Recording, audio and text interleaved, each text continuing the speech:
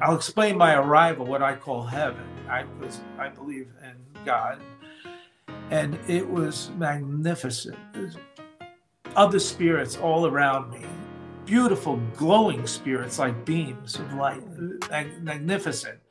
And all of a sudden, I never forget this. I say out loud, I hear myself physically say, I'm home. I'm finally home. And I said it again. It was wonderful. I'm feeling nothing but joyous. The body, I never cared about that body anymore. It's like I totally forgot it for a while. And then I hear this whisper in my ear, yes, Bill, you're home. You're home in the light of God.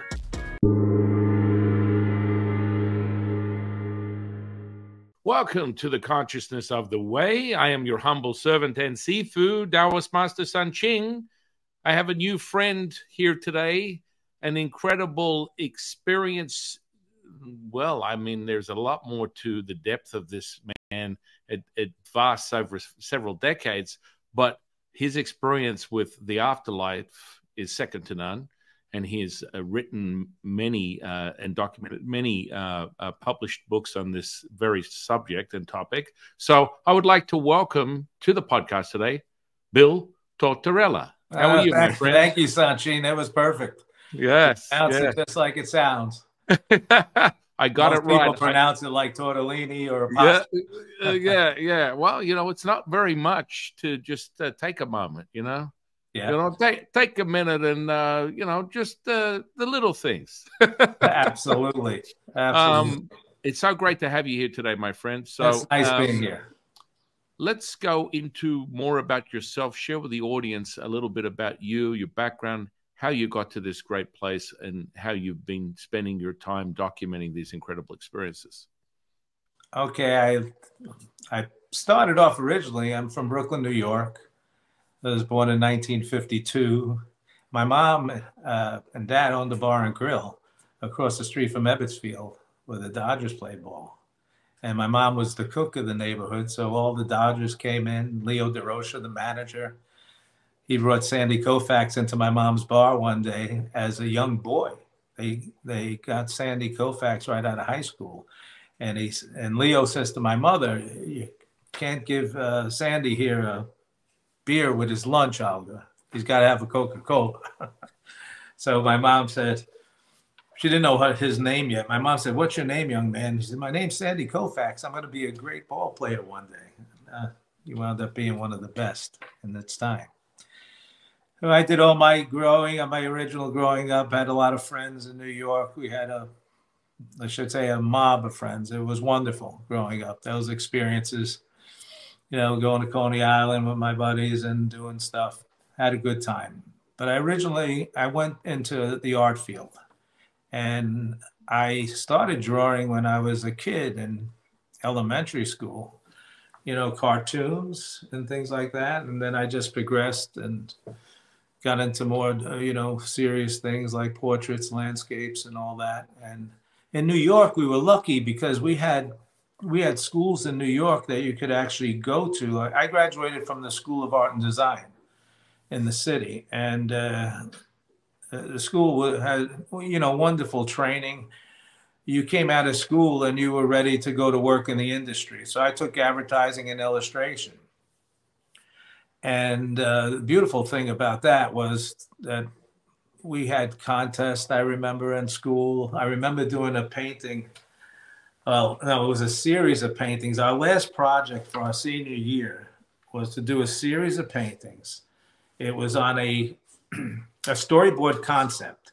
If you know anything about storyboards, the old days, they actually painted little drawings of, you know, little panels of drawings. But these storyboards were a little bigger. My teacher made us go to 10 by 30 inch panels. So I had 17 panels to do. And he said to me one day, this was Mr. Hollingsworth was his name. What are you going to choose, Bill? I said, well, I think I'm going to choose the story about Jesus Christ. My brother had passed away, you know, the year before that. And I went through a very prayerful evenings, you know, and days. And I sort of got close to Jesus at that time. And I painted these 17 panels on from his birth all the way up to his crucifixion in different stages. And actually, it took first place, which is wonderful. Then at graduation, I remember I was out starting to look for jobs in the field. So as I took advertising and illustration. And there's this, I'm driving to Manhattan one day. I was living in Brooklyn. So there's 5 boroughs in the city. I'm living in Brooklyn, driving into Manhattan. And I hear on WNBC radio, they got this contest out for the new Andrew Lloyd Webber play, Jesus Christ Superstar. So I start listening to it, and they said, well, we're taking in paintings and drawings and whatever you want to do. It's a big art contest. It wound up being 250,000 contestants. They had first award for the most beautiful artwork, I should say. And then they had an award, a smaller award for the smallest card made. It was supposed to be made up like a card. And WNBC, it was their 50th anniversary. So it was WNBC's birthday of 50 years they were celebrating. And they, on the 50-year anniversary, in the inside of the card, it was the introduction to the Andrew Lloyd Webber play, Jesus Christ Superstar. So I did this. I had this idea that night. I went home. My head's going like wild. I'm thinking of things I could do or paint because I just got finished with a whole series. Don't forget. So I see Jesus standing 7 foot tall, and I see a mountain in the background with a burning village on top, with thousands of people walking down the mountain, starting out really tiny at the top, and then coming up to about 3 or 4 feet on the bottom, reaching out to Jesus with their canes and torches up and hands up, and Jesus got his arms out in love, and it just came out beautiful. So I entered that, and I was fortunate enough to win. I won first place in that contest, which was excellent because I got to go to be on the news and go to the actual show. The first night it opened, we had backstage passes and everything. So it was a wonderful experience. And now I'm going to take you fast forward to the time of my near-death experience. I'm about to tell you one of the most profound near-death experiences you might have ever heard. I went from the art business into an advertising in Manhattan. I left Manhattan and moved down to Miami. And at the time, Miami itself wasn't like the Miami of today. Miami was a small town. Miami Beach was big because of all the hotels and everything, like the Fontainebleau, the Diplomat. They used to have all the shows there. It was wonderful, but the city was small. So I'm thinking Miami in my head to be this big city, not as big as New York, but I'm thinking it was a fairly sizable city that they're going to have advertising agencies there. Well, I got down there was none. And I remember going to the Miami Herald and asking for a job. And he said, son, you have to get in line with all the art directors that are retiring from Chicago and New York. We don't actually have any spots open. So I was really in a predicament. My wife was lucky because she was a legal secretary and she got a job right away. But I had a hard time finding anything. I mean, it went for a couple of weeks, and basically I found an ad in the Miami Herald, and the ad said, the county needs basically paramedics. There was such an influx of older people moving down to Miami at the time. They were overloaded, so they had to add on a lot of units, and they created something called County Rescue later on in years. And they would train you. Actually, they would train you on the job. So they sent me to Mount Sinai Medical School in the evening. And during the day, I worked on the units as an attendant alongside the paramedics. So there was nothing better than on-the-job training. It was wonderful. At the same time, I'm getting all the knowledge in medical school, earning my badges, I call them. So I did that, and I had a very interesting things happen in those years, I could say. And Well, we're going to come now, and I'll get back into that during my life review. But I'm going to go right to 1994. I'm now in Tucson, Arizona. I switched out of art probably about 18 years prior to that. And I did jewelry shows. And first I opened 2 jewelry businesses, small ones. And then I noticed so many people in the area doing this. And I decided, well, we're all buying jewelry from these wholesalers. Why don't I become a wholesaler? So I started investigating different countries and where I could, go to and buy wholesale. At the time, it was different. Now, there was no internet, don't forget. We didn't have an internet then. So I found a lot of good connections. You had to go to the embassies of the countries. These connections were wonderful. They would set you up with the manufacturers. If you wanted to talk on the phone with them, you could, but it was much better to go there and visit. So I went there and visited. I've been to Hong Kong and Thailand and Korea and many different countries around the world. So I started importing these goods and I started doing the trade shows. Now I'm doing shows I had my shops at first, but I started the shows about 12 years before that. I'm doing shows already for about 12 years or so. Because I started the shows, I think, in 1982. Yeah, about 1982. And it was a wonderful experience. I did about 35 shows a year in the US, and it kept us busy all year long. So I worked for the International Gem and Jewelry Show Circuit. So we were in different cities all over the country. And I remember I would go out to California and they'd set up 3 shows in a row. They'd set up San Diego, Santa Monica, and San Francisco. And I had just did them that January of 1994. And my next show, we were home for a couple of weeks. My next show was in Tucson, Arizona. It's actually the biggest gem and mineral show in the world. And people from all over the world come. So normally we're in a convention hall setting, but in this show, the convention hall is filled. Every hotel ballroom in the whole city is filled with vendors. I'm set up at this place called the Holodome. Even in the rooms at the hotels, they're filled with vendors. And I'm talking millions of people come from all over the world. Well, that time of year, too, there's things going around like bacterial viruses, just regular viruses like the flu and things like that.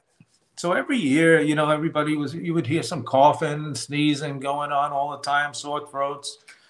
But this year, a killer virus or bacterial thing came in.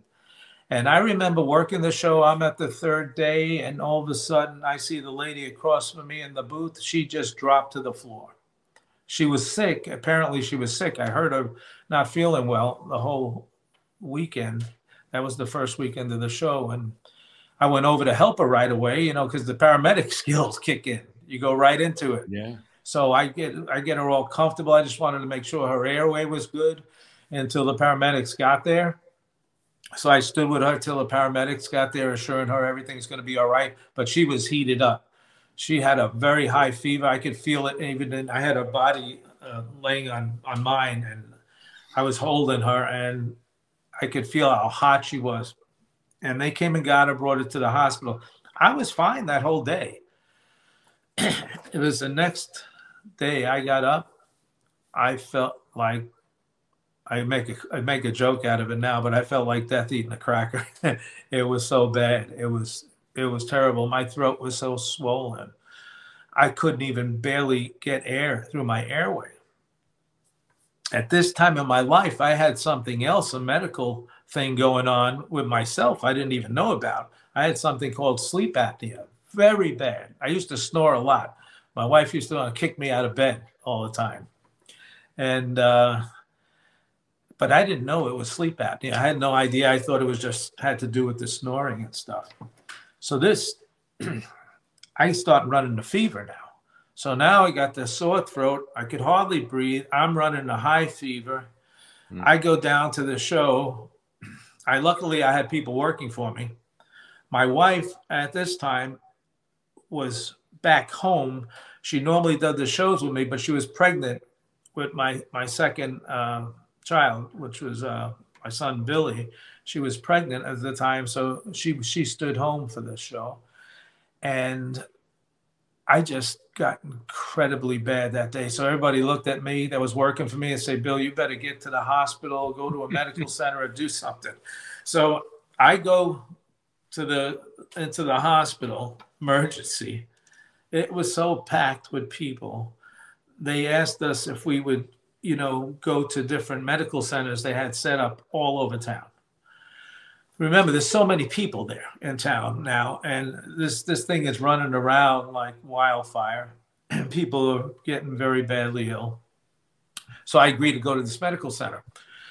They set me up right away. They put me on a gurney. They hooked me up with fluids and high solution fluids like D5W. My sugar was low. Everything, when I went in, they told me everything was low. Everything was bad. I was burning up. They started IVs running they're shooting actually antibiotics in the IVs. And, because they didn't know if it could have been bacterial, whatever it was. So all they knew is that people were getting deathly ill, and it was bad. It was hitting the throats of everybody bad and running high fevers.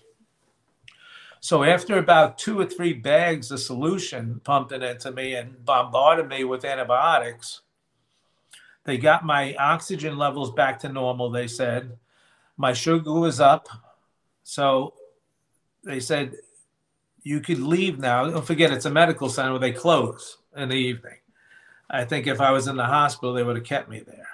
They said, you can leave now, go back to your hotel room. But if you wake up in the morning and you feel the same way, they said, Bill, get yourself in the hospital.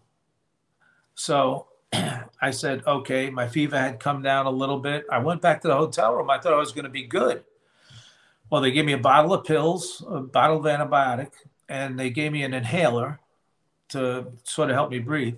So I used it. He said, don't take the antibiotic for about 6 hours because you're loaded up with them now. But he said, take, a pill before you go to bed. So I took a pill. I took the inhaler. I fell off to sleep, and that turned into a night of light and love, I call it. It turned out one of the most beautiful experiences of my life. I remember exactly how I left my body. And I left my body through my eyes. And some people, some people tell me I left my body through my pineal gland. Now, that could have been, because all I've seen it as my eyes. I seen this I left in a beautiful mist. I'll never forget the color. The color was so brilliant. It was magnificent. It was the color of life itself. It was like you take a green fern in the spring and magnify it 1,000 times, and then you have the color I was in. And I remember floating now. I'm totally detached at this point. I'm totally detached from the body. I'm looking down upon myself. And at first I recognized myself, and I'm saying how cumbersome that body looks. And I remember just floating around and floating around.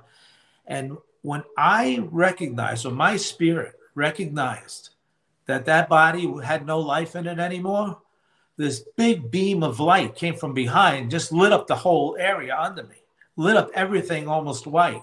And it turned me. And I remember turning, and I didn't turn myself. It physically turned me. And this beautiful gateway opens in front of me. It's magnificent.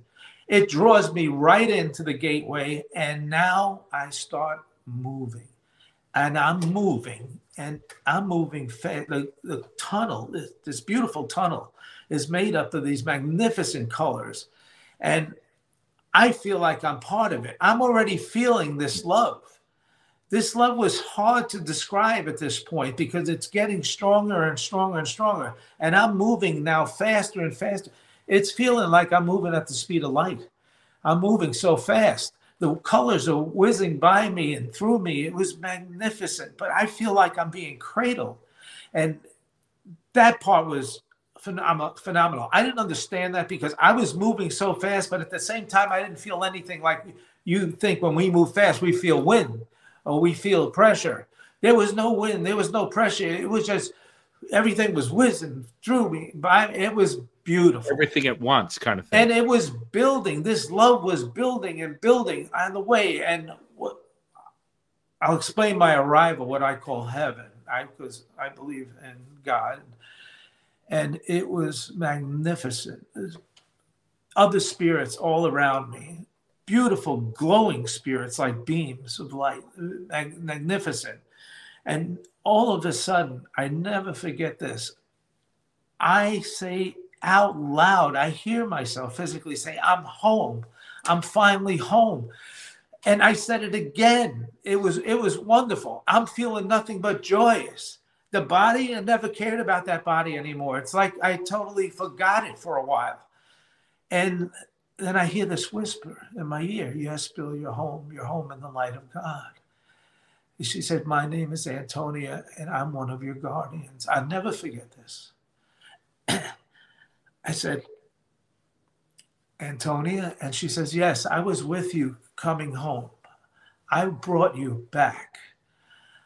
I said, I didn't realize. I didn't even realize anybody was with me. You know, it was all light and beautiful colors, and it was magnificent. And I bet that today I think about it, I bet that's why I felt so cradled.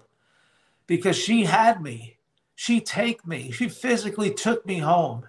And I'll never forget this. I remember being now around beautiful beams of friends and family, but you remember them in the spirit. That's what people say. They are your family. So I want people to know that.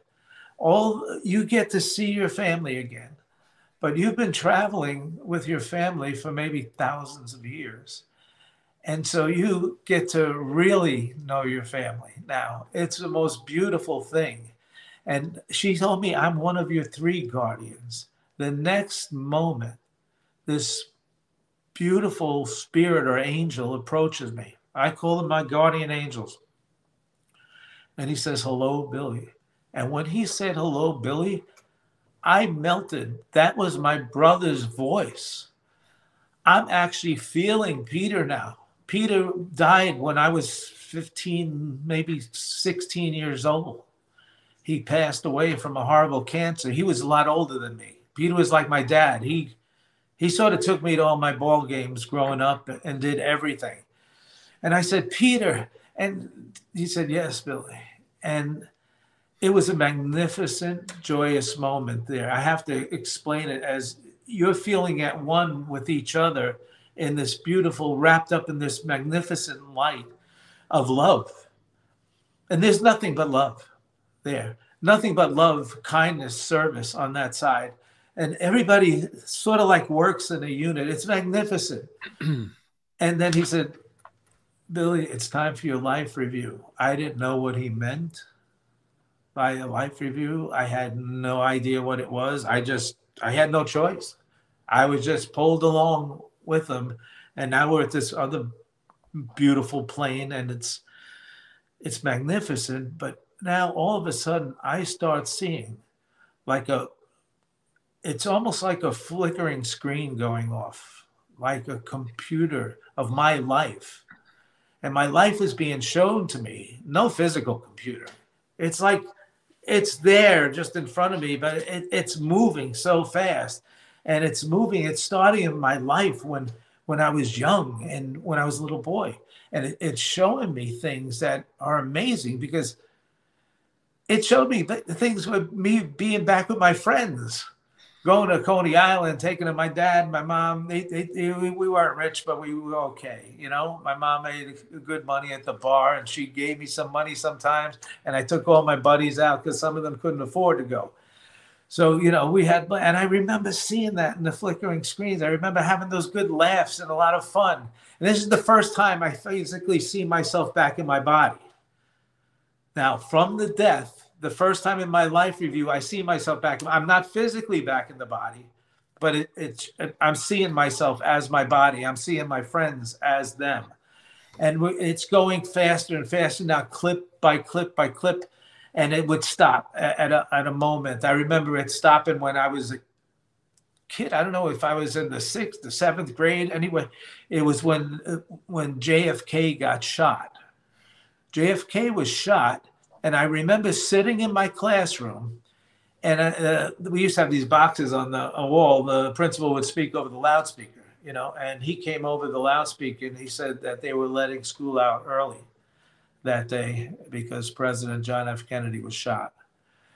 And I'll never forget that. It was so clear. Everybody loved Kennedy at the time because he was a people's president. And, you know, we all thought he tried to do good for us. And he did. Went home.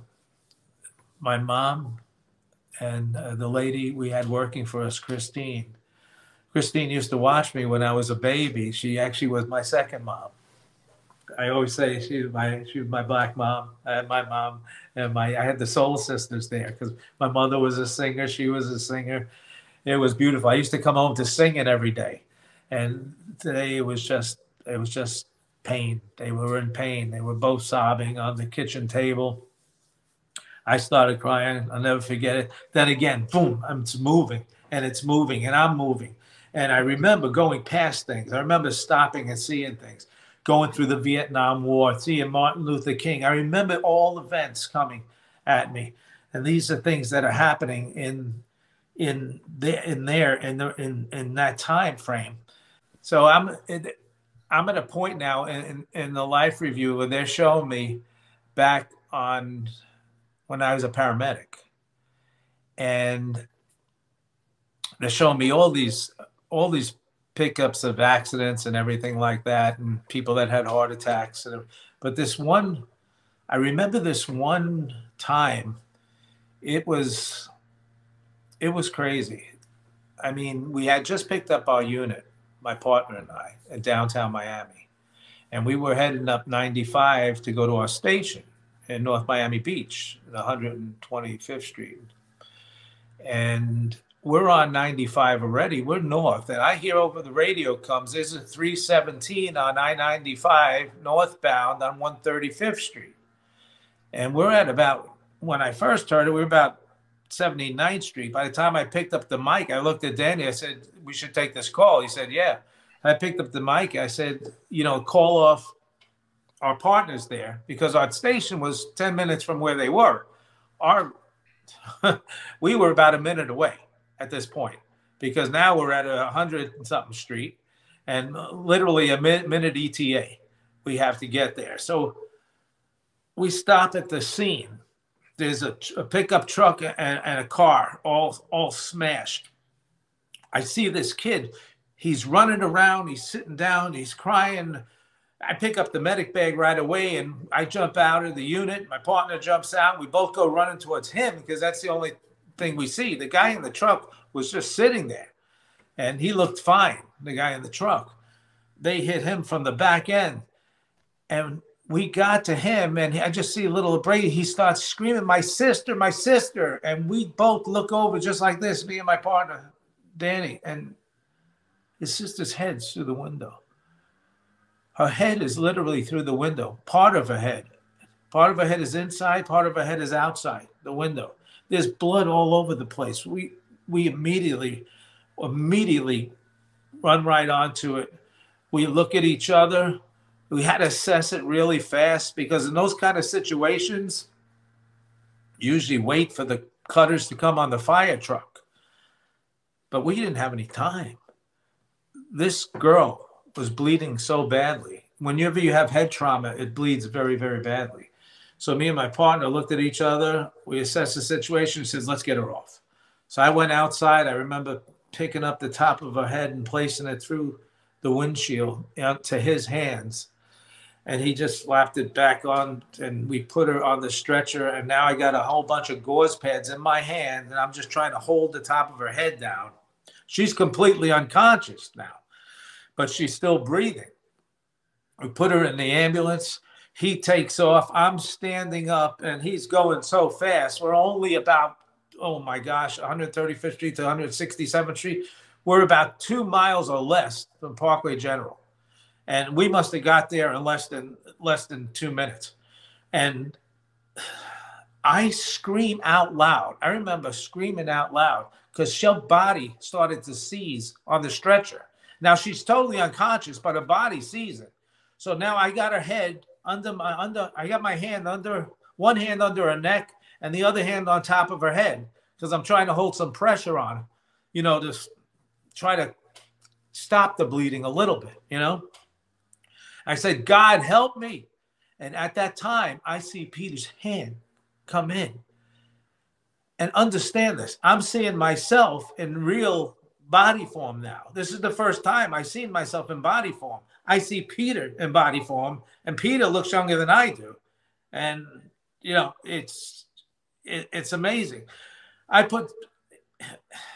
see his hand, and my gosh, it was unbelievable. We dropped her off in emergency. They brought her directly into operating, and we were soaked from top of our chest down to below our knees with blood, me and my partner. So we go back to the station, we get showered up, we get changed, and don't forget, we got a 24-hour shift now, right?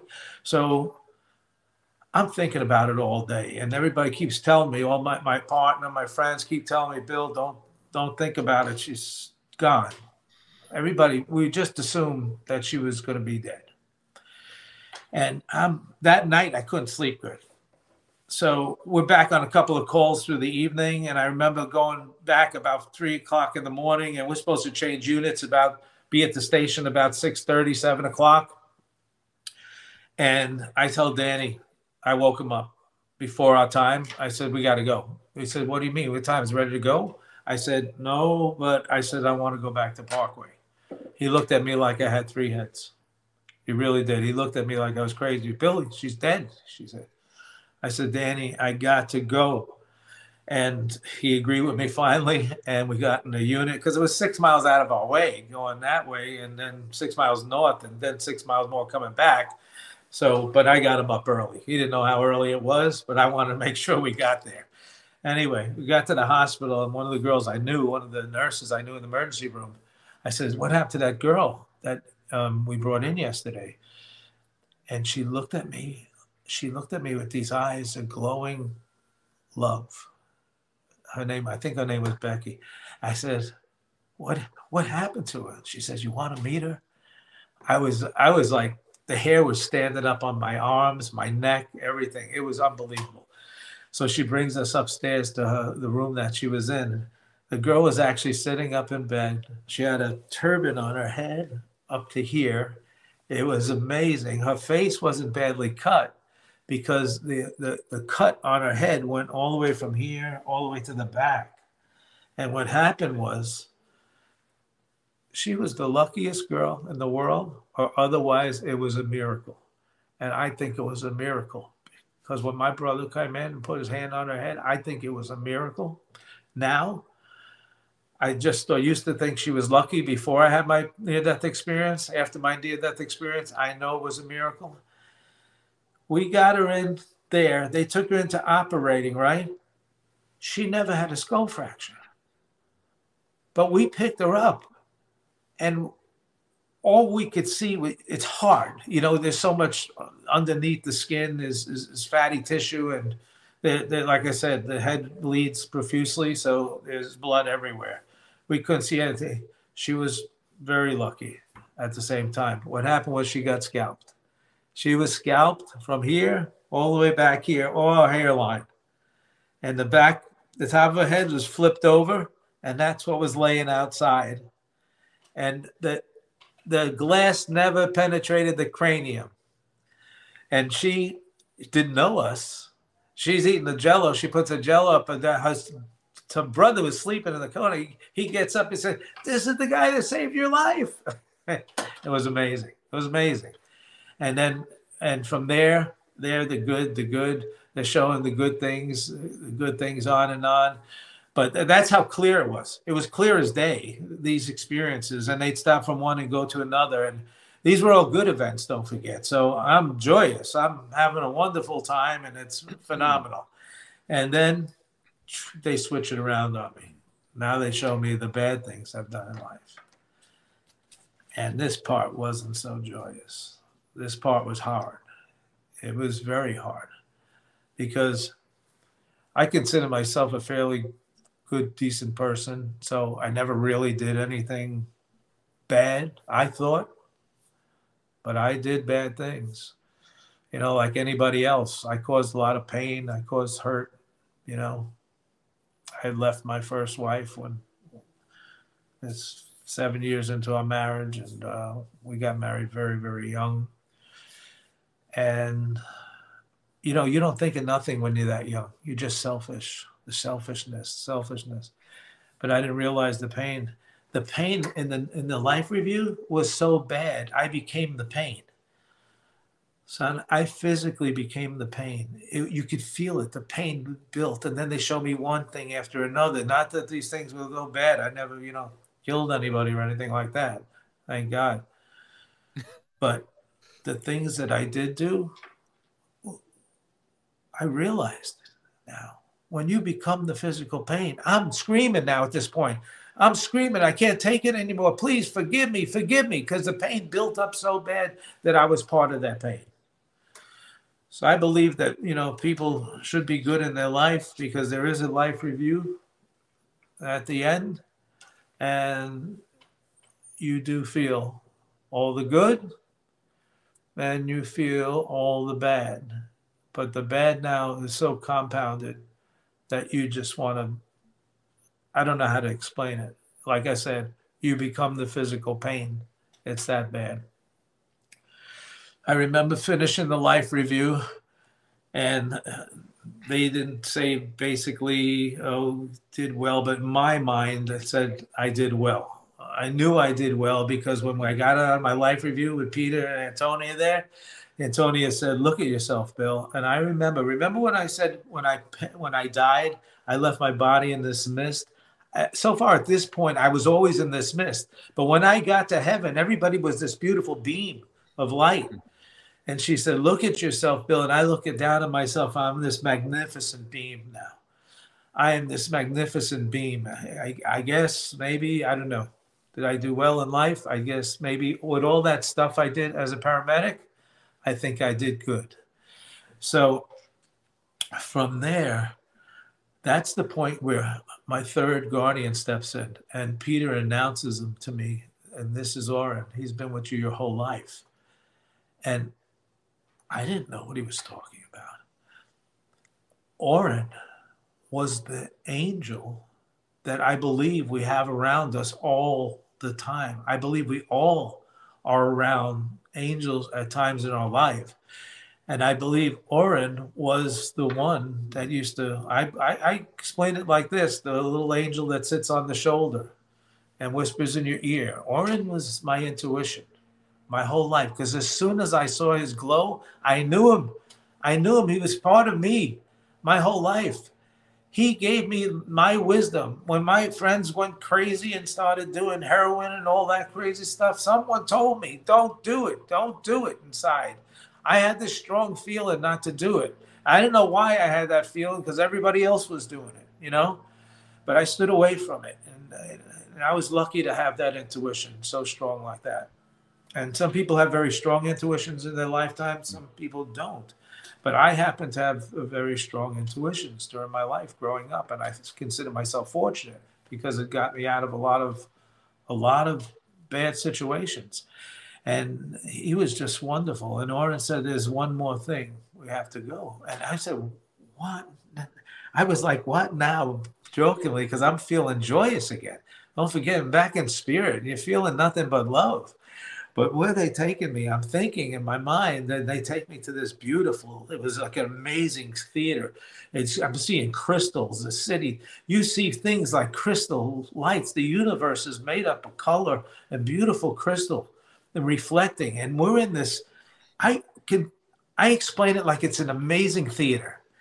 And now they're showing me things that I call it in my book, the Hall of Events.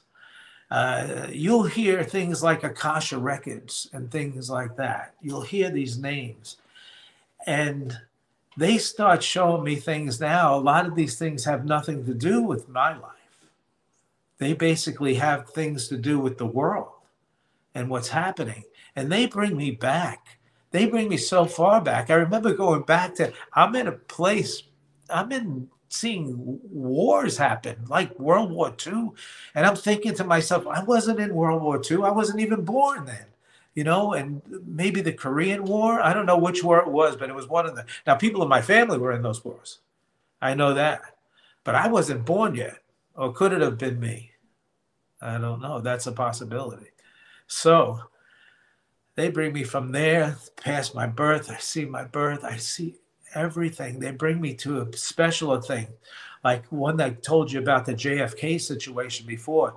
That was in, I got, sometimes I get a little turned around there. That was in the Hall of Events, that part, when JFK was announced over the loudspeaker.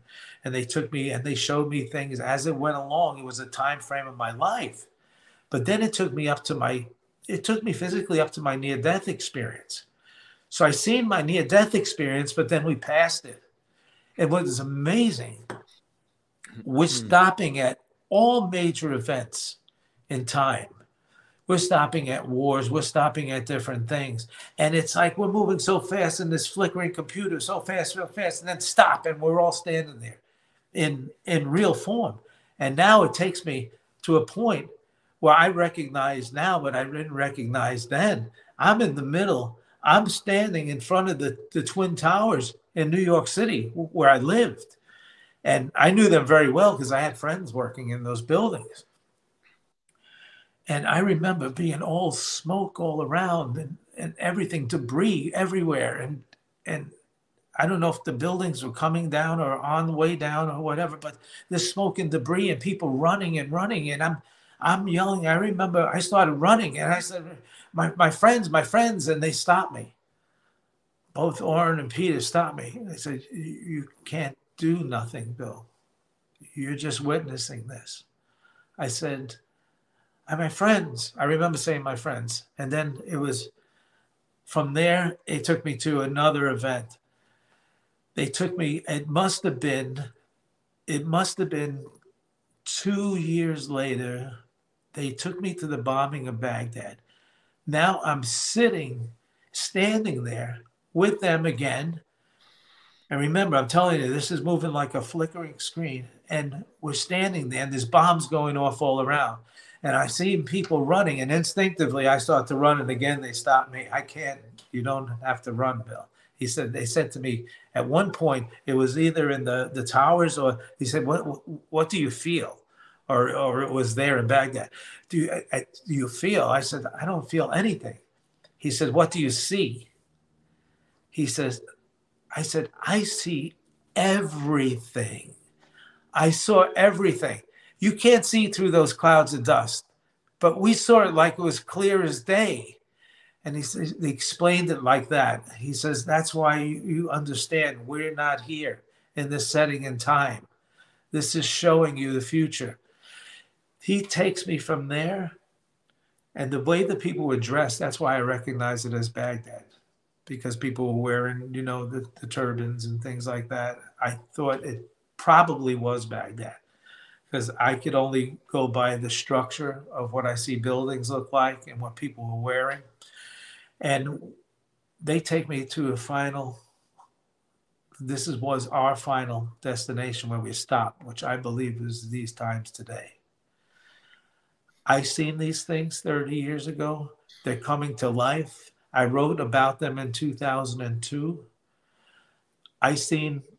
In my first book, I have things about the machines taking over, the technology taking over, and millions, if not hundreds of thousands of people all over the world losing jobs. So instead of technology, I explained technology could be good, could be bad. I explained that technology should stay on the light side and God forbid, get everybody has no job and there's no work no more. That could be a very sad thing. So I explained that all in my first book in about 5 pages of it, because I seen that. I seen burnings. I seen destruction like I've never seen before. We have choices that we have to make. That's why my book was called Choices. So I believe we're at this time now where we have to make choices. We have to decide. We are our own people. We have the power to change. We don't need to hate. Hate is living on the dark side. Hate is living in a plane that's only negative and only could bring you bad things.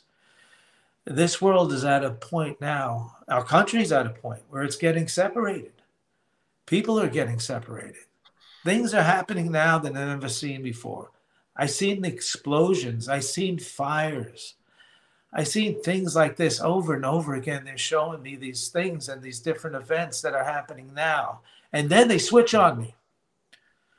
Now, they start explaining it as choices, and I'm seeing different outcomes and different planes.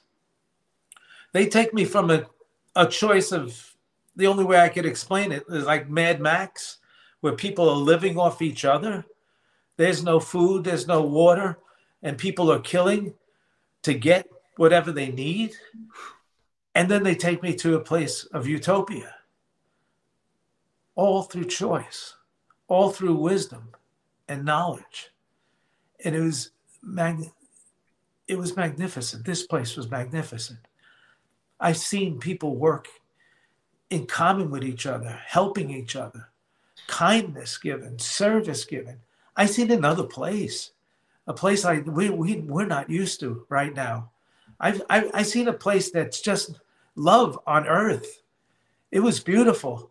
That's why I believe we're ascending now. We're in an ascension time frame now, and I believe this time frame is going to bring us to that plateau. Now, I stay on the positive side in my life because that's where I choose to stay. If negative things flow into my mind, I try to detour them and get back into the positive as quick as I can. You can't stop the negative from happening, but you could turn it. It's your choice. So the choices we make are very important. People don't think that they have power.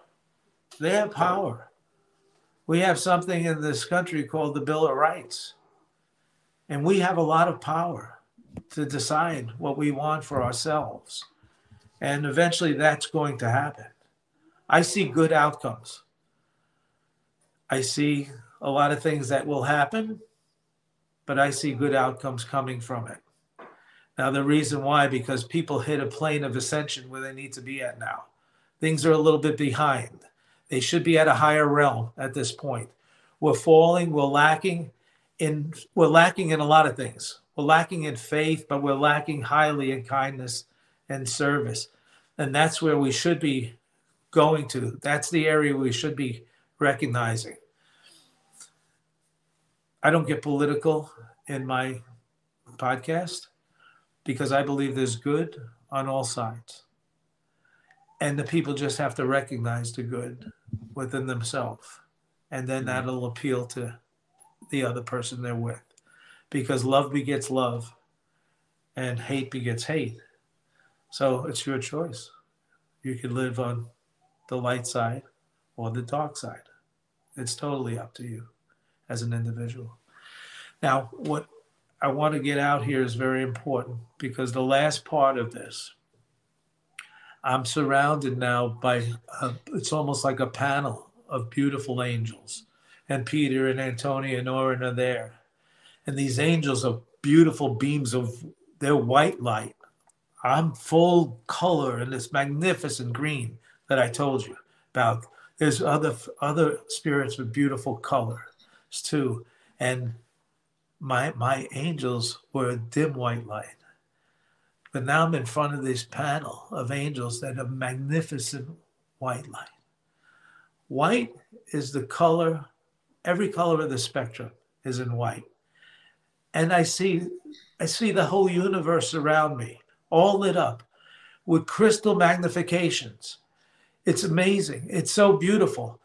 I have these spirits come into me and explain things to me, and they're explaining these simple things. They're explaining these principles of enlightenment that was so wonderful. They gave me 9 principles of enlightenment that are magnificent. Principles of choices.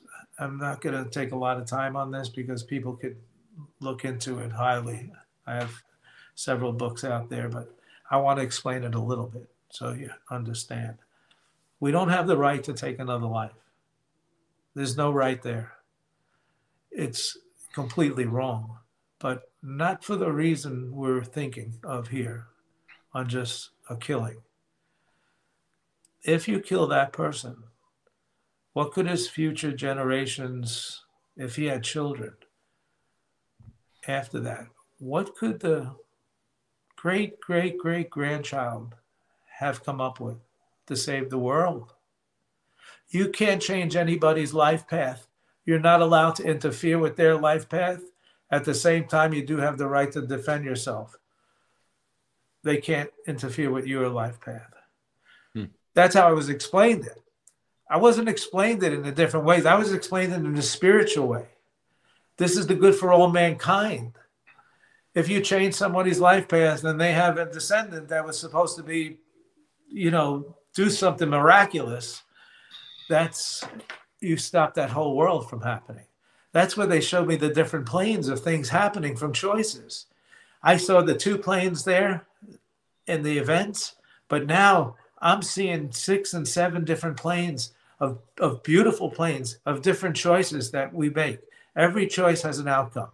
We all have to consider that. So mine works a little differently than a lot of people.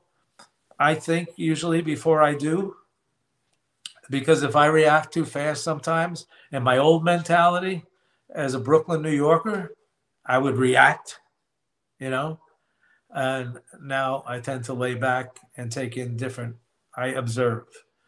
And that's what everybody has to do. We're all one. We wind up all becoming one in the light. We're still our individual spirits, but we act as one in service and kindness over the other side, and it's magnificent. Then this other angel comes into me with beautiful number sequence. These flowing numbers, flowing crystals coming down right in a row, almost like you see in the Matrix. Beautiful crystal light coming down, and they would light colors. The lights, the numbers would light up. Numbers, symbols, numbers, symbols. And I was getting a lot of ones. Ones were coming up a lot. And 8s were coming up a lot. And 9s and the 3s and the 6s. I say those Tesla numbers because they're real. I believe Tesla had 2 life-death experiences, either out-of-body experiences or near-death experiences, playing with that electricity. I know that happened to him because he had so much knowledge about that side. I could tell you things that they explained to me there, so simplified. If we didn't have these correct numbers in the 369, our world would not exist.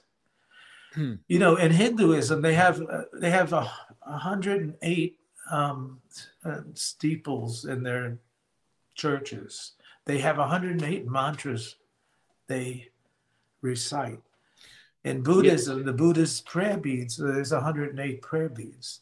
Yeah, I think Hindus is like 114. I know Taoism, we hit 108 energy centers. We got beyond that, but like we go from Earth to universe. We stick within 108. If you hit 108 energy centers, you're beyond realized. Well, even 9. It's like an amazing number because the one they explained to me is that is everything. That is God. That's the whole universe. And 8 means for eternity. That means we don't die. We live on for eternity. And when we're on the other side, it's the most wonderful experience that anybody will ever have. It's the most beautiful experience that we'll ever have. So the one that's explained to me is that. And the 8, and they said the 9 is the strongest number. That's the strongest number in Taoism. We only do 9s. Everything we do is in 9s. Is in 9s. So that's the most powerful number that you that's could amazing. Recognize. Yeah. That's amazing because they explained to me how strong the 9 was. And they showed me it was almost like a pyramid where the 6 represents the bottom channels and the 9 is glowing on top. And the 3 to 6, Bill, I think that's the core. well, yeah, Bill. No, I mean that geometry, that's kind of like part of sacred geometry per se, a trigram, an actual triangle. But when you understand that within China, we have like thousands of pyramids that are formed, that are covered up, and they've never been explored. Really? By the reigning emperors and governments will never let people explore these. Now, I get into them through the metaphysical. Yes. And we chop the tops off these planes, these pyramids, because oh my God, that's where within Taoism you drop a grid down, you create a bagua. It has 9 trigrams, and then you use star stepping to coordinate with the constellations, drawing that energy into the pyramid.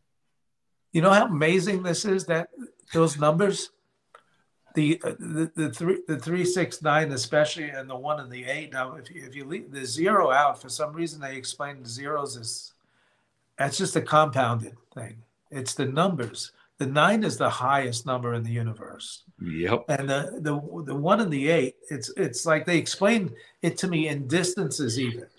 And what was amazing, I had to put this down, but I got to tell you, this is unbelievable. They told me the diameter of the sun is something like 164,000 miles across. And we're something in distance of about 93 million. But when you take that 93 million some odd miles and divide that into the 864,000 diameter, you come out with that number again, that 108. Now, the most amazing thing was that first part's amazing, yes. But then they explained it to me, the moon to the earth. It's the same way. The radius of the moon is 2,160 miles.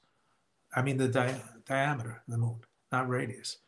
The radius of the moon is 2,160 miles across. And we're like, I think, 233,000 some odd miles away. So when you divide that 2160 into 233,000 miles something away, you come out with the 108 again. The radius of the moon is 108. This gets really wild because you got to understand, if those radiuses were exactly, and those distances were not exactly the same, we would not have tides. We would not have seasons. The earth would cease to exist. These numbers are so important. I'm still to this day trying to study the numbers. And I'm getting some things, but what Tesla said was that if you could understand the 369, you could understand the originations of the universe. Well, I think I got a good feel of it, but there's still a lot to learn. Oh, yeah. I mean, within Taoism, we've been doing this quite clearly from all my teachers, tens of thousands. Probably, I would be lost to say maybe, I don't know, let's say 100,000, because the evolution of man is and now debunked. The idea of the troglodyte to mankind as we know it today has been debunked for quite some time. So the realization that us as a human form has been around for over 200,000 years, so that they can identify with. So with that said, things start to correlate. But, you know, this whole numbers game is very, very powerful, because I teach my students this particular internal alchemy to evoke what we call black hole energy. Okay. Right. So, because it's abundant, timeless, endless, limitless, infinite. Right. And so what they've come to understand within quantum physics over the last couple of 100 years, or the last 100 years, let's say, is this what they call 0 point energy, which is the glue that is the foundation of the entanglement that is quantum, right? Oh, so really? The 0 point energy, and one of my students has a PhD, works for UCSF. He had a particular project where he was studying the nucleus of a human cell.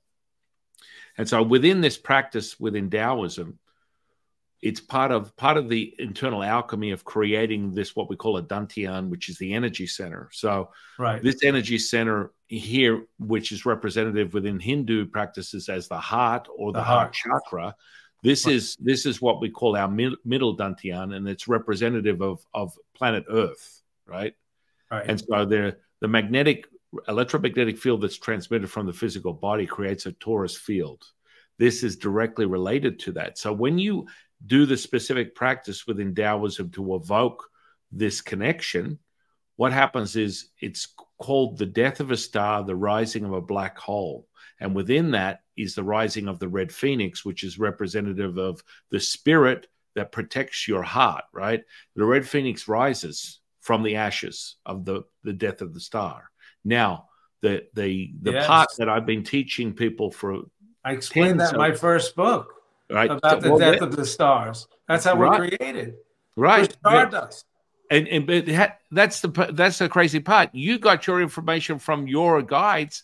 I get it from ancient practices. The Taoists have done it for tens of thousands, hundreds of thousands of years. It would be parallel to all other practices. The mind-blowing part that you and I are having right now, we're getting excited, the chills, the excitement, the joy, because it's correlated. You get the chills, the hair stands up on your arm. I can see it in your aura right now. You know, it's like, that's another story altogether. But it's like, this is part of the whole thing. It's like, when you get that correlation, so my student goes, I'm going to call you Sifu. I'm like, okay, what's going on? You're not going to believe what I found in the nucleus of a human cell. What? Black hole energy. Really? That's incredible. And that's now fundamentally a standard, right? And I'm like, look, listen, Taoists have been Taoists have been teaching this stuff for 10,000 years, plus thousands, whatever. But the realization is that people within the Taoist system, Chinese culture today was created by what people refer to as the Yellow Emperor, who, you know, in all intensive purposes was also mentored by the Jade Emperor. And this goes way back tens of thousands of years, but you create the culture today. When I talk to the Yellow Emperor directly, because I channel these spirits, right? This is kind of what I do. You know? It's kind of normal for you now. It mightn't have been maybe 20 years ago. It'd be like, oh, we might have to call someone up here. He's 3 cents short of $1 or something. Exactly. What's going on? Today, it's kind of like normal. But exactly. People are coming around today. They're coming around. And so, you know, when you channel, right. Exactly. Waking up. Exactly. So when I channel Yellow Emperor, the foundation of all things started from his whisperings from the universe that then literally put him in a magnetic pool where he was drawn to the earth, laying on the earth for 18 days straight as he absorbed all the information of everything from the creation of humanity, which then was evolved. That's right. That charge you get right now going, whoa, this is blowing my mind. And then he was able to receive no food, no water for 18 days. Then he rose up and then he generated the Chinese culture, traditional Chinese medicine. Everything that you know within China today was generated from that association with the universe. I was in China a couple of times. I love it. There. Right. I was, you know, just as a tourist, really. But actually, I wound up, you know, buying some from manufacturers there, things in my jewelry years ago. So it was very interesting. There in Thailand. I got some crazy story in Thailand that happened to me. and so, you know, you and I are connecting and bonding. The universe, God, Jesus, whoever it is that's connecting you is bringing you to that point. Now, I would say that you've sort of had an emission of your faith a little bit more gravitating to Christianity.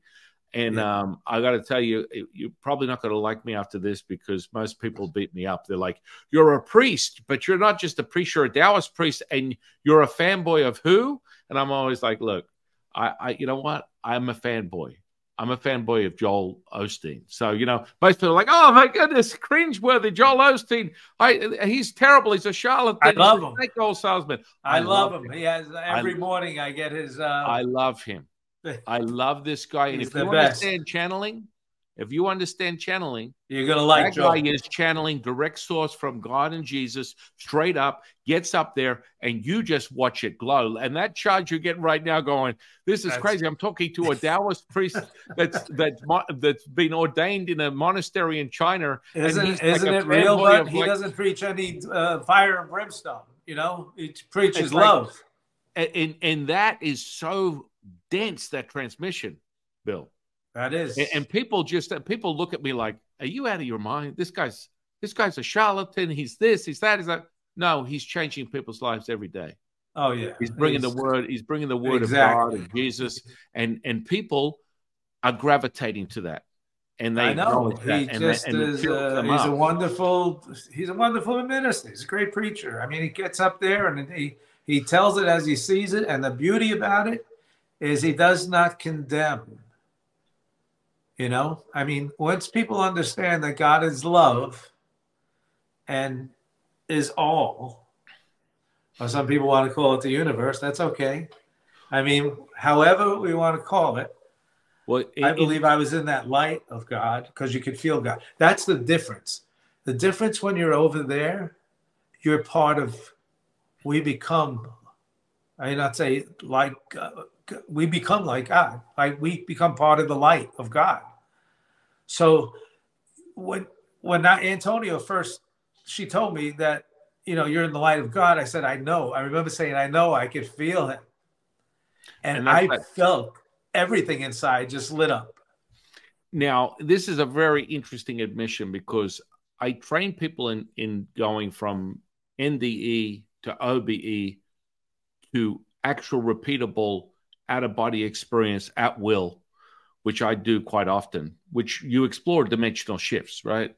Yes. There is a certain point where if you parallel the shifts to the dimensions that they've acknowledged within the physics model, 1 to, they say 11 that they've measured, which I would dispute that with anyone because I've explored dozens. So quite frankly, they're infinite. There's an infinite amount of dimensions. Yet when you get to that higher frequency, the ascension that we've both agreed on, when you get to what you've experienced as the other side, yes, it's all things at once. All at once. You experience everything. That's why I say we're all together in this. That sensory perception is crazy. It's so dense. But that's the thing. The misconception people get is that as you ascend, the energy gets lighter. No. You actually become more dense. Stronger. And you get more, there's more clarity. I always say we use about, what do we use, 6% or something like that of our mind's power on Earth. I mean, some people like yourself use a lot more, but that's what the normal person uses. And they could be the head of a big bank or something. But what I am saying is when you're on the other side, I think we use 100% of our capability of our minds. And that's the difference. When I tell people it's so advanced, they say, how could you say that and believe in God at the same time? Well, they will know it when they get there. Well, it's just so advanced. I mean, you're reaching a community, though. You're sort of like I'm not going to separate you, but if you're in rubbing shoulders with a lot of people that believe in Christianity, a lot of your belief systems will not probably match the general Christian. Oh, I know. You know, I know. I have my talks with several, preachers. I get people. I had a guy on a couple of months ago, and he was a devout Christian, but he didn't tell me that. I was looking at his aura, and God just pretty much blew my eyes out. Like his aura was so bright, and then Jesus would start morphing in and out of his aura, and I'm like, you're a big fanboy of the old JC and the big G, right? They're two of the same, and he was like, yeah, and I go, look, if I ask you a question, and I go, do you believe in reincarnation? He goes, listen, I haven't seen anything. I'm not going to say anything other than within my faith, my scripture, I've not seen anything that would validate that as being true. So I'm like, okay, I'll ask you a question. If you in your mind... Oh, it's true. Incarnations are true. Well, you and I understand that, but I said to him, and this is where you get kind of, because I like to alter the 3D reality where people have no choice but to go, holy crap, how do you explain this? So I said to him, I could see very clearly the reincarnation he was of this particular personality. And he was a very, very powerful personality in American history. And I said, I could see this. And I go, if you had any idea in your mind, anything that you could think of that you would be a reincarnation of, even though you don't believe in it, what do you think you would be? And he goes, well, and I said, stop. I said, I'm going to tell you who I see right now. And it's so powerful. It's so present that I'm going to tell you this. And then you tell the audience whether I'm right or not. He goes, okay. Martin Luther King. And he went, whoa, my goodness. He freaked out because I said, he goes, 10,000%. And he's Christian. So he's like, I'm now perplexed. My mind is now twisted. How do you see this stuff? How do you know about it? Because I'm trained in it. I train people in it. These are sensory perceptions that are accessible to anybody. There's no exception to the rule. You just need to understand the system on how to access, and then it's all realized. And it's open your mind to things, right? And the experience that you have, Bill, is so profound, and it's repeatable. It's repeatable, just in case you may not already be doing. But if you want to repeat this on a daily, try daily, and you're interested, let me know, because I'll be more than happy to show you how to repeat this all day, every day. Oh, I will. I would love to. Yeah. One day you have to teach me that a little bit. Yeah. Yeah, because I mean, it's really interesting. It's going to get a little loud over here in a second, so you might have to cut here. My wife's walking in from work, and my dog is going to start barking. All right. Well, but we can keep going. Once she's in, she'll take the dog inside the bedroom. All this stuff is profound. All this realization. Think about it. At any time in history, have you ever been able to? I use the internet now. You look up Yelp, right? All of a sudden, Yelp has 500 healers, 500 psychics, 500 mediums, 500 channelers. They're everywhere. And these are not, they're not charlatans. Becoming a spiritualist now, but I think that's a good thing in a way, But they're not charlatans. That's the thing. 20 years ago, 30 years ago, when I started in this metaphysical space, people they were just scammers. Most of them were scammers. They were just like, hey, I'm your psychic. I want to tell you your grandmother's in the room. Is she or isn't she? Tell me what. Is her name? I remember a few people. Right? Yep. And it's so. But these days, I for fun. I mean, I haven't been to New York in many years, but I was there back in 2019 for a show on Broadway. And what show did you see? Darren Brown. Have you ever heard of Darren Brown? He's like a mentalist.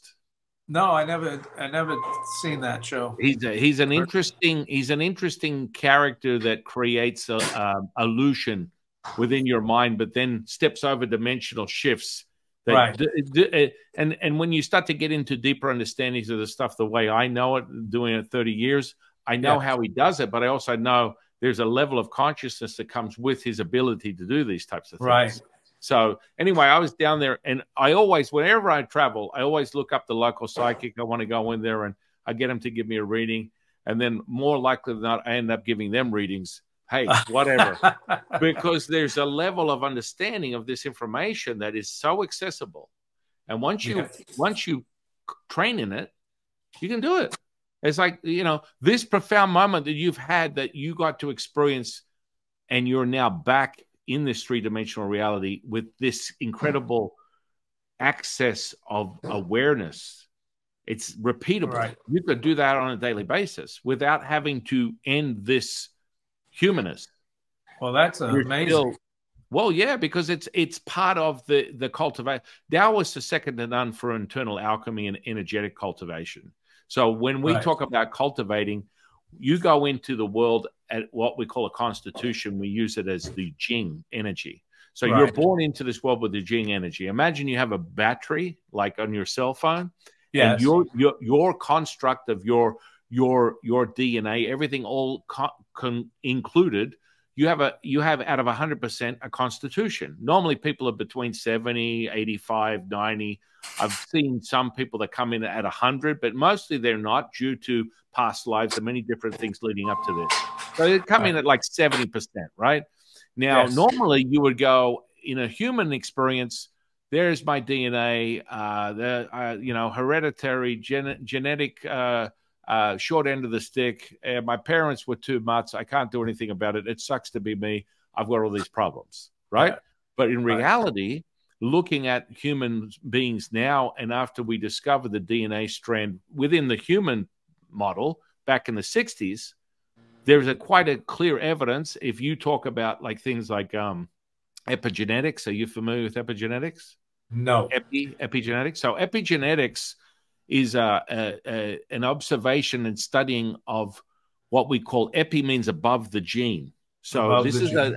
this is about realizing that your genome expression, which they call it, is dictated by your environment.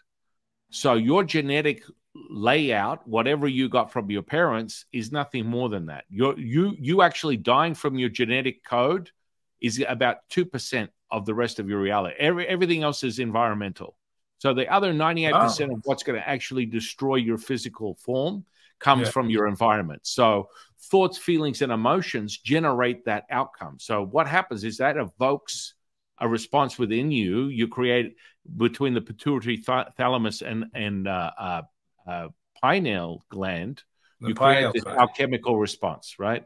So these emotions, thoughts, and feelings generate the alchemical response. They use the culture medium, which is the blood, to message that to the gene expression. So your thoughts, your environment will alter your gene expression on a second-by-second basis. And when you are present in that moment of now, and you're not like in the future or the past, you realize that and you feel that, you can alter anything. And so what that does is it evokes a brain. So you have to stay in the now. You stay in the now. And I mean, it sounds really cool. And everyone goes, yeah.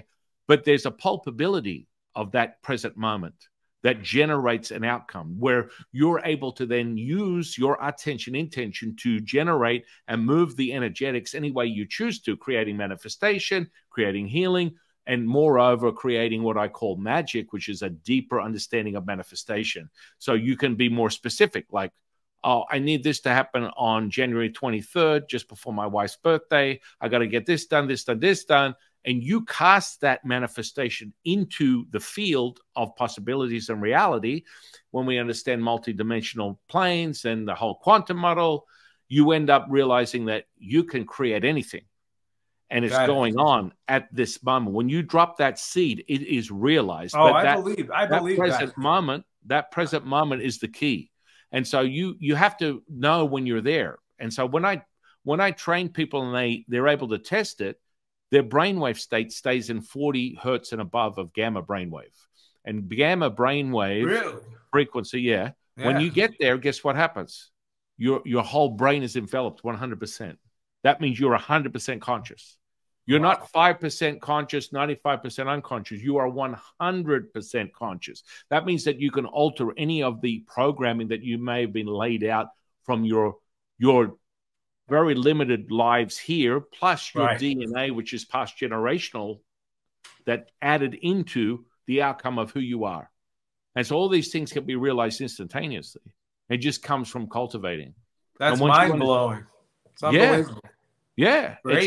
It's amazing, you know. It's like, I mean, and people have this information now. You're saying, that deep. It's that deep, actually. Yeah, so you can. Well, that's totally crazy. It's wonderful, actually. You know, well, I mean, if there's a way to tap into that. Oh, absolutely. Feeling. I had it one other time. It was only two years ago. Now I didn't have a near death. What happened was I was in the hospital for kidney stones, and I was supposed to go into surgery at like 10 o'clock in the morning. So you're not allowed to eat anything. Well, it was 12:30 that evening. They finally started bringing me into surgery. So I didn't eat all day, and then they're shooting me up with some kind of drugs and stuff. And all of a sudden, I hear faintly the nurse screaming, he's going, like that. And I feel this love come over me. And I knew what it was because I experienced it before. And it was so grand. And the doctors must have come running over and shoved some drug in the IV or hit me with something, you know. But I wasn't dead. I was still alive, but I call it the in between. It's before you cross over. This would be parallel to what people have, but that's not a it's not as graceful as the one you experienced. But a lot of people I have that come to me experience sleep paralysis. Oh, sleep Right. paralysis. Yeah. And so sleep paralysis is like I've heard of being that before. being aware in between dimensional shifts. Yeah. So all of a sudden you realize you are consciousness, and your body, you're not operating your physical body.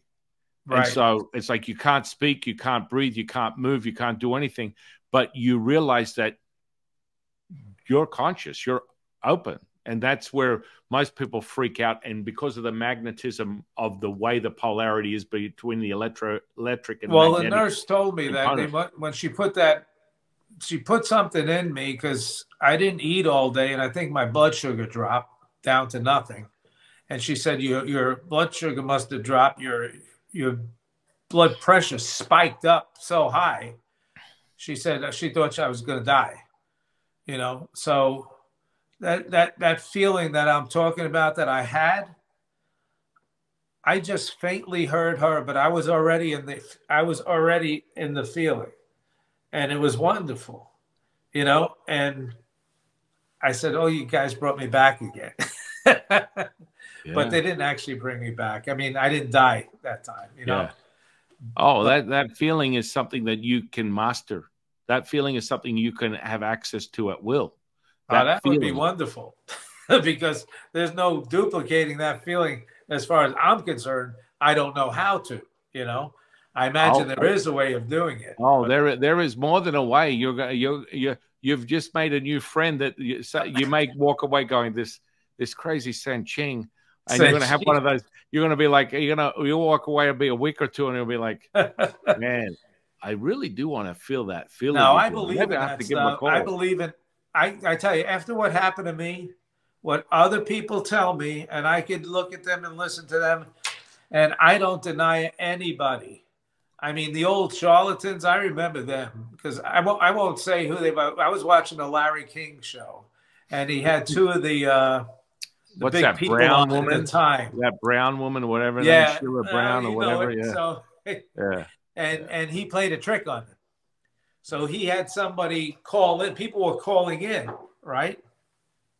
This person was calling in and was on the loudspeaker and everything, so you could hear what they're saying. And they said their situation. And then she got into it so heavy. I mean, she had them all. This is where he's connected to who, so and so, and this happened to this one. And then out comes walking this person or something like this and said, "This is the person you were talking to. That never happened to them." And she made it all up, the whole thing. Yeah. She made it up from something that he made up. She made up a whole story to go along with it. And I said, that's how those people work like that. And And you yeah, know the way things access your unconscious these days, you get into what they call a somnambulistic state, where right, you're in such a deep state of trance. It would be parallel to like epsilon in a brainwave, which is below delta. So right. delta is dead sleep, our REM sleep, and so epsilon goes even deeper than that. And on the spectrum of brainwaves, you can operate in epsilon and gamma at the same time, and they're Oh, both as conscious as anything. So when you get into someone gets that deep, and when you do a past life reading on them, there's information coming out of their experience that you cannot. They would go, I don't even know what this is. Where is this coming from? And it's a right, fluidity. When I channel my teachers, it's a fluidity. I'm not sitting there going, and the sun is no. It like literally just comes out of your mouth, and you have no control over it, and it is nonstop. And really? like honestly, I could sit here for days if they didn't expect me to feed this physical body. I could be Right. here for days with information, days and days and days and days and days, never ending with the source. And No that's kidding. part of channeling. That's Does part it of the have to channeling. do with? Let me ask you a question. I have a question about something.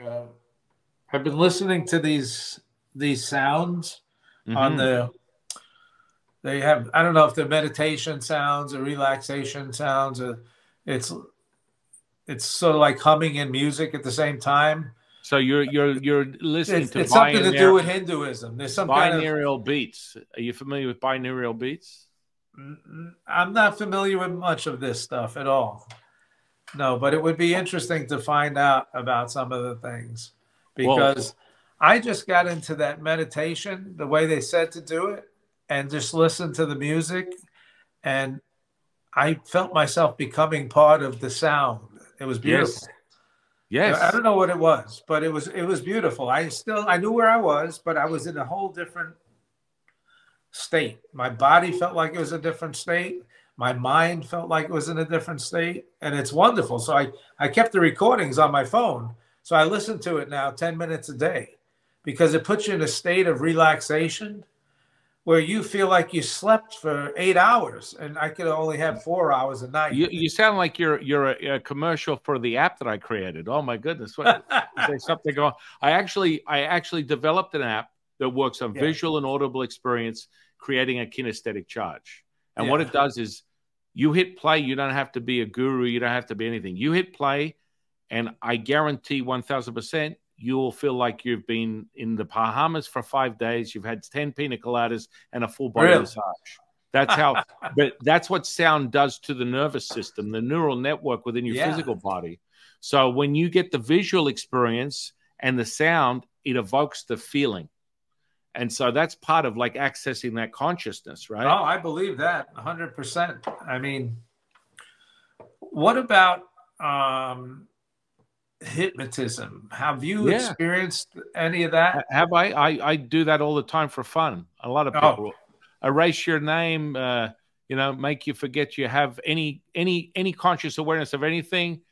Take your keys in your wallet and shake them in front of your face and go, hey, do you see your keys in your wallet? And they're like, where are they? I don't know what. No. We're right here. Right here, and you'll speak consciously to them, and they will not. They will ignore. They'll look through it. This is what we call a reverse hallucination. No kidding. Yeah, because I was hypnotized once at a show, and I'm telling you, that guy had whatever he did had full control over me. Like he would say, like, lift my arm, now put it down. Yeah, I could not put my arm down. Yeah, when he put in my mind that I couldn't put my arm down, I felt myself, trying. I was pushing, and I mean, he had us doing all kinds of crazy stuff. But what that does, right? And I could do all that stuff. What is that? It's a state of consciousness. What's going on is you need to understand the power of your focus. If you're able to be hypnotized, that means that you're a one powerful MFer that can put your attention, your focus of attention to anything. Yeah. You can put your focus of attention. So that shows me how quickly you can access a state of consciousness and trance that goes, it ascends. So all this stuff that you're kind of just like at this precipice right now of coming to more of a realization, but all the things that you've experienced up until this point, with the right tutelage, you'll access that at will. Like, oh my gosh, that's interesting. So we're going to definitely have to talk. Yeah, absolutely. I have to talk. Maybe you could send me some of those tapes. I can listen to them. Yeah. No, absolutely. I'll send you an email. We'll get a contact information, and we'll get together, my friend, because this is not something that you just have to write about as a moment. What I tend to find in this reality is people get what they call glimpses. You got a glimpse. And what happens is they never find it again. They get a couple. You got a couple, and they're profound. I felt everything that you spoke of today. Yes, I was cheating a little bit. I was experiencing it while you were doing it, but that's part of what one of my students, they call it aura dipping. I get into the energy because that's just part of everything. Is energy. I understand that. I do understand that clearly. That getting into other people's energy, sometimes I could do that.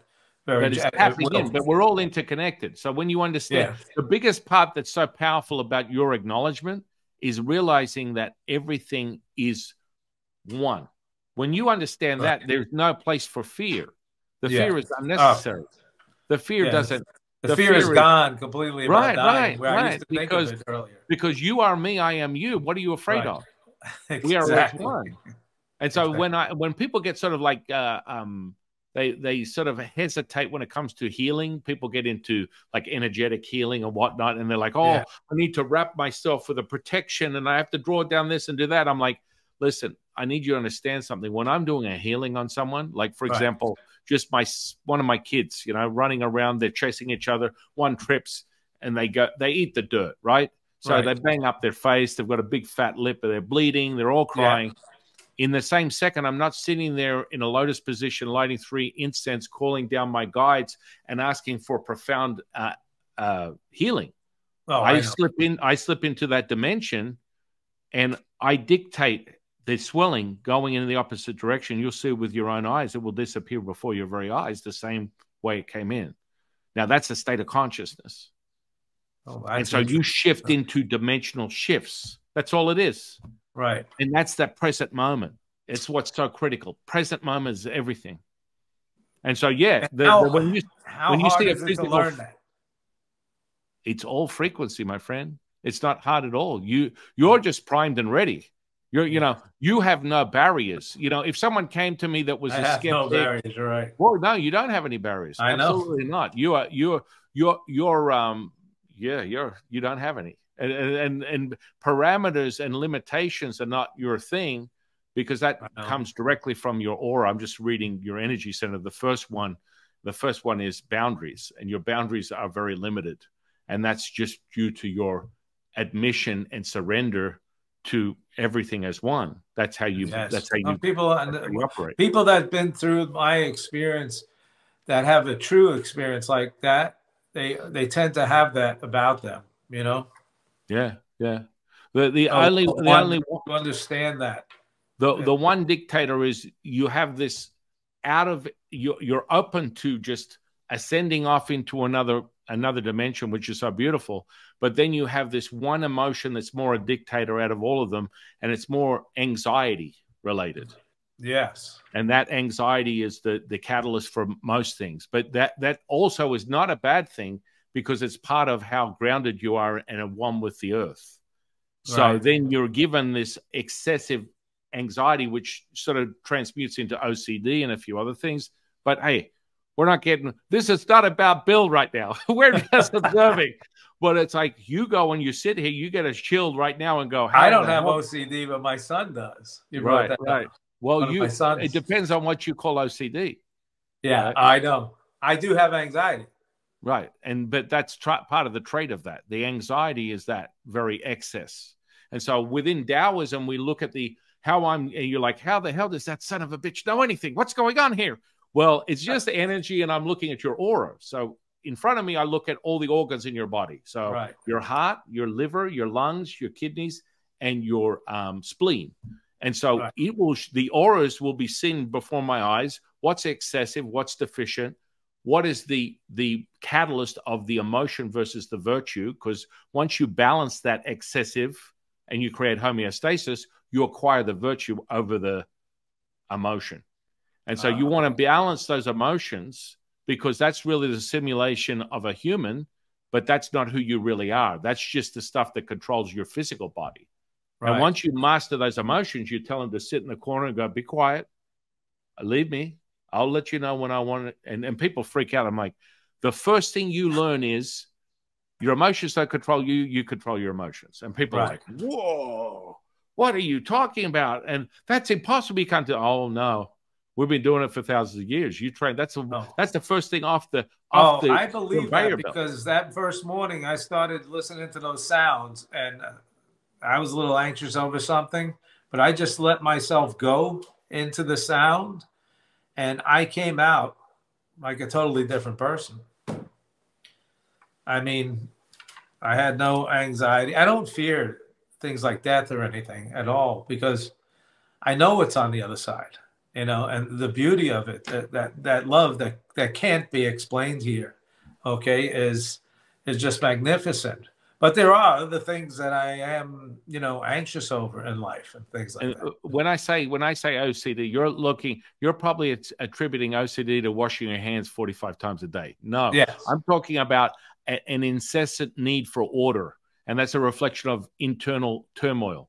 And your order is order. It's like everything must be in its place right here, right now. And Yes, that gives you control, right? I got a little bit of that. And it gives you power. It gives you control. Yeah. But I got news for you, my friend. Your God, your universe brought you and Sanchig together for a reason. So, Yeah, you I think so. there's something greater that will transpire from our new friendship, because it happens real fast. If you're I looking hope to so. master these things, that's not a problem. I Then all of a would sudden love you to get learn some along, of those things. and you end up becoming your most epic, incredible adventure on the other side becomes a daily, because that's really what's Well, that repeatable. would be a wonderful point. I don't know how. I mean, I imagine it and I see it, and like it was yesterday, I see myself leaving my body exactly how Mhm. I did. Mhm. But that feeling, that that feeling on once on the other side Yeah. of that love is hard to Oh, duplicate. oh, oh. Well, Now, you won't be duplicating it. You'll just be experiencing it, because yeah, you'll be there. yeah, And that's part of understanding how to access. That's that's all. it. And so, yeah, there's a few components that are making you separate. I But felt it you when I almost went with the kidney stones, but I almost had to die to get it. Yeah, yeah. You don't. Here's the thing. I'll always remind people: you don't have to die to get there. Really? Your consciousness gets re-upped, and once you get tuned in with your guides again, like constantly, they'll start to reinforce that with you. They'll go, "Hey, look, you can start re-upping your experience. Whatever they told you the last mark is just still the beginning of your relationship with your guides." Yes. You mentioned Oren. You mentioned your Yeah. brother. Or These are, and what happens is you tune up even higher. So more likely than not, you fire a lot of those guys, and then new guys come in. It's just part of yeah. the ascension. It's just Oh, like, hey, I could you're fired, imagine. you're fired, you're fired. Sorry, we're on to the next one as you expand more, and it's not a bad thing. It's part of expansion. I Yeah, like it. It's yeah. interesting. Very interesting. Well, yeah, yeah, yeah. I figured I'm not going to get into the weeds on a psychic reading on this, but Right. I would like to talk to you offline at some point, and maybe we can get there. Absolutely. Yeah, That yeah, sounds good to me. yeah, yeah. We'll talk about it. That definitely sounds good. I'll never forget the end of the experience when they told me I had to go back. Sanchi, I tell you honestly, I if I had a body, it would have been me fighting and kicking that I didn't want to go back. Yeah, yeah. I remember distinctly that feeling that I had. It's the first feeling I had like that because I guess they were sending me back and I was starting to get those earthly feelings again. But I had that feeling that I'm home. I'm finally home. Please don't send me back. I begged to stay. And then they said, you must go. And that was it. And then it was like, and I was back in that body in so much pain. I was racked in pain. And I didn't have air in my lungs. So all I could do, the only thing that actually physically moved at the time was my throat. I remember taking in that first breath, like I actually went like that. I mean, it was deep. But after I took in the breath, my body didn't move right away.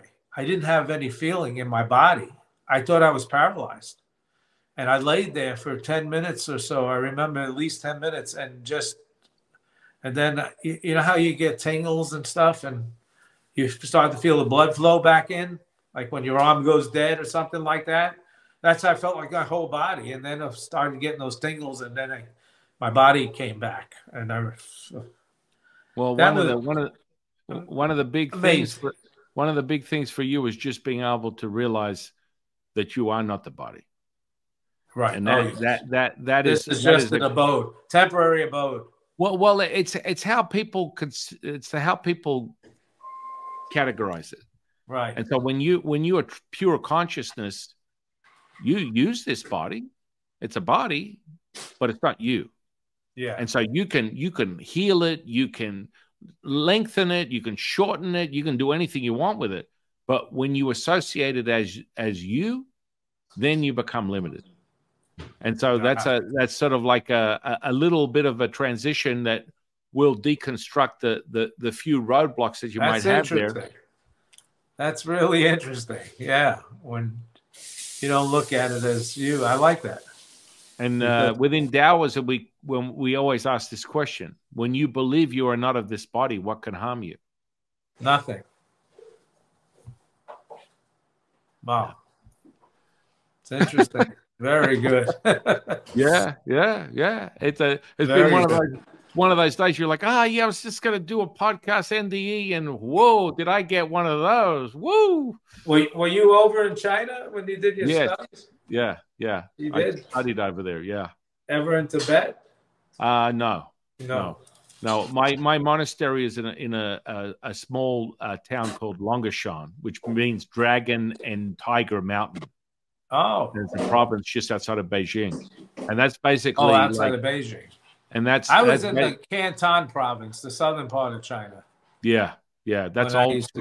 I went to a couple of factories there, and I went out and took a tour. Because when I was there it was the 80s, so it was before China was really open.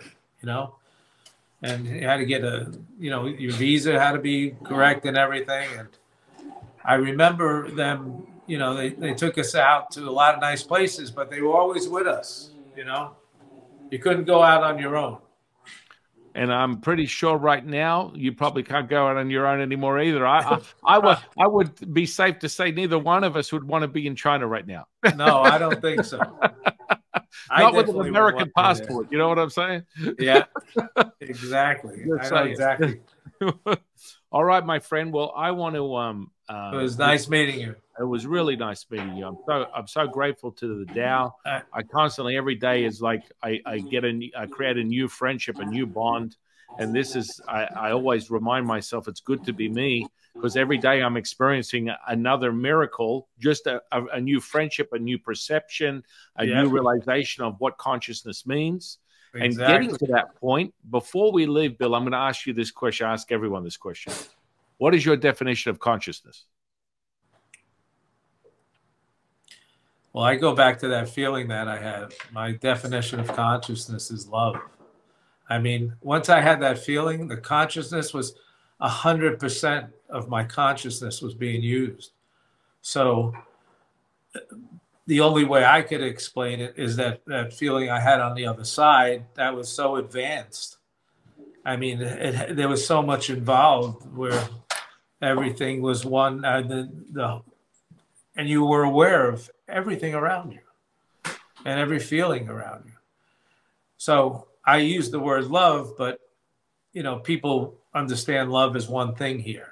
When they really understand the real meaning of love someday, which they all will when they pass on, that's when they'll understand the whole universe is all enlightenment and love. That's how I put it. Beautiful. Yeah, there was so much there. So it's. Well, you're about to go back, my friend. I'm going to help you. Yeah. It'll be like that. It'll be like that Marty McFly and Doc Brown moment in Back to the Future. Back to the Future. 88 gigs per mile, 88 miles. In any case. That. Yeah, right. That'd be fun. Oh, it's going to be. Let me give you my email and everything, and you can write down my book. Maybe you can put it in your link. Well, that's what I was just about to get to. Before we go, I'm going to put all your information under this podcast. Whether you have social, just website, whatever it is, it's going to be present. And then just share with the audience what's going on with you today. What do you want to offer them? Well, I'm about to do two book shows. I do my art shows, and I still dabble in the jewelry shows a little bit. Doing a book show in London next month from the 12th to the 14th. And then there's another big book show we're going to be present at with the book, and it's the New York American Public Library Association. It's one of the biggest book shows in the world. And I'll probably do the one in Munich, Germany, but that's in October. Okay. Very nice. Beautiful. Yeah. And so I want. Oh, I keep busy. I've been doing podcasts 2 a week. Well, guess what? I'm gonna get you more busy. I'll get you a metaphysical practice that'll gobble up 2 hours of your day. Your wife will be like, "Where did you disappear to?" I don't know. I went out of there. But the reality is you condense it. So what happens is once you start getting into that groove of that level of consciousness, right, your density of it and concentration of it gets shorter. So let's say, for example, I put together a practice you're starting with. It takes an hour or two of your day. You're like, well, an hour or two. Within the way you gobble up information and the way you're exposed to it, that 2 hours will turn into 10 minutes very quickly. Yeah. Because it's about getting that, repeating that state of consciousness. And once you repeat it, the tuning fork that is your physical body becomes basically the barometer for this stuff. So then you can start doing it at will and getting into that brainwave state that gets you right there. Is this what they teach in Buddhism and Hinduism? Kind of. A little bit. Kind of. You know, we all have our own internal alchemy practices, but I'm a little biased. I would say Taoism is the best for internal alchemy because we have the inner workings. You know, I've never had anyone define stuff the way we can define it and show you how to repeat it. So it's not just a one-off going, oh, I had a great meditation. I went off in the cloud somewhere. Oh, yeah. Ooh, I feel so relaxed. And I mean, these are all beautiful parts of the experience. Right. But it's about training into it so you can really experience this. I know that. I'd like to learn that because I told you the other day, just listening to those the sounds and becoming. I became the sound. Well, you see those two things. You just confessed you've been hypnotized, and then you confessed that you became the sound. This is the moment of realization. You are this close to just going straight back to where you have gone several times, but repeatable at will. Because that's within Taoism, we call it when you're at your lowest, you're at your highest. That realization, you're on the precipice of something really profound. And now you just need a little roadmap to the Wizard of Oz. We're going to give you the roadmap to the Wizard of Oz minus Dorothy and the Tin Man. Yeah, give me that. Send me that. I'm interested. All right. Well, we'll definitely keep in touch, and I'll put all that information. I'll reach out to you on email. I'll give you my cell phone. We can have a chat, whatever. All right, Sanchin. You have my email, right? Yeah, I have your email. And my website is billtortorella.com. Do you have any social media? I have Facebook and Instagram under my name, Bill Tortorella. All right. You know, we got to get you up in the new age of social media, my friend. We're gonna I have to get going in that. I'm pretty. Sometimes got to ask my daughter and my son how to work things. You know. Well, what'll happen is when this is published, then I cut it up into about 40 what they call short videos. Right. And then I post you as a collaborator within the social media sphere. You accept that collaboration, then you get all the people that follow me get to see you and then follow you because of the that'd be great. That's how social media works. Unfortunately, a lot of these people that you do these near-death experiences, or this is how you and I met, a lot of the people that get your information don't share your social. I've seen this many times. It's like, hey, come be a guest on my podcast, but I'm not going to tell people who you are. It doesn't make sense. Yeah. Well, have you noticed this? Some of them have been good. Some of them are not. Yeah. You're right. Yeah. About it's part of the duality, my friend. That's such a rough one for humans, duality. You know. I know that one thing you brought up, they've never done. I mean, no one's ever, got to the point where I could interlink with their people as well. I mean, that's what the social media is for. That's exactly, that's the whole point of creating that network, is so that you get more eyeballs on you. Right. It's like, you see, for me, people are like, what are you, out of your mind? You're sharing your network with other people. It's like, what? I don't fear anything. It's like people will. I'm the same way with stuff. Yeah. Yeah. It's like people are going to either merge with me and what I'm teaching, and they want to do that, or they're going to go, guess what? I'm not only into Sun Ching, I'm into Bill, and I'm going to incorporate the two because that's just what I want to do, because there's always options, and you'll resonate from your heart. Your heart will tell you everything. I believe that 100%. Yeah, which is unfortunately not how social media works. People get very humanist, very limited, Right. and then their reality is basically hinged on that manifestation. They get the I, me, I call it. Yes, yes. Yeah, when they should be getting the us, we. Yes, yes. I won. 100%. Yes. All right, my friend. All right, I want to thank you. Thank you so much. Very nice meeting you. Very nice to meet you. Yeah. Do you want to write those things down, or do you want me to send them? My wife's got all of it, and I can find you, if not already, the social media. I'll put both your Facebook and your Instagram. Yeah, and the book is The Ninth Level of Enlightenment, The Wisdom of the Light. Done. You got it right there. Oh, there it is. Done.